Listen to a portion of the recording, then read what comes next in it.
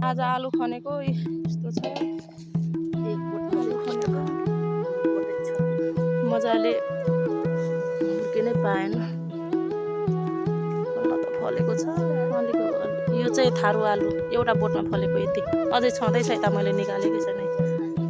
यो थारु आलु एउटा बोटमा अझै छँदैछ यो। ऊ त्यहाँ छँदैछ त्यहाँबाट निकालेको मजाले हेरेकै छैन अझै होला मुनि। एउटा बोटमा यति भएपछि थारु आलु फल्दो रहेछ यसो हेर्दा बोट पनि फलेको थियो। यसपालि अलिक ठुलो फलेछ थारु आलु चाहिँ। अनि हामीले सकिसक्यौँ यता चाहिँ बाँकी नै छ। यो सबै थारु आलुको ड्याङ हो। अब यो अहिले नउखाल्ने अलिक दिनपछि उखाल्ने किनकि अहिले उखेल्ने बेलै भएको छैन। यहाँ हरियै छ यता मजाले भएकै छैन थारु आलु। यो पछिबाट उम्रियो नि त अनि सबै हरियै छ बोटहरू हरियै छ। 1 2 3 4 त्यहाँ 4 ड्याङ 4.5 ड्याङ रोपेको थियौँ।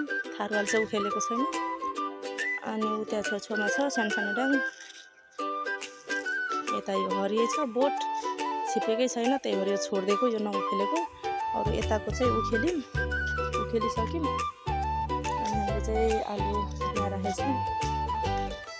यति फल्यो पोर्को जस्तो छैन र पनि पोर्को जस्तो फलेन तर अब फलेकै मान्नु परेन होइन।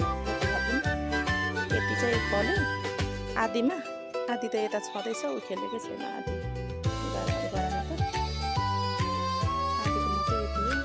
अब यो सबै छुट्याउनु पर्छ ठुलो मसिनो मजुला खालको सब फुटाएर राख्नुपर्छ।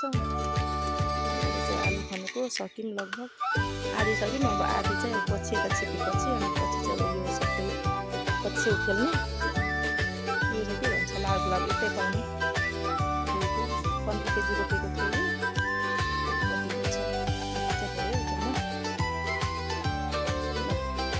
यस्तै छ।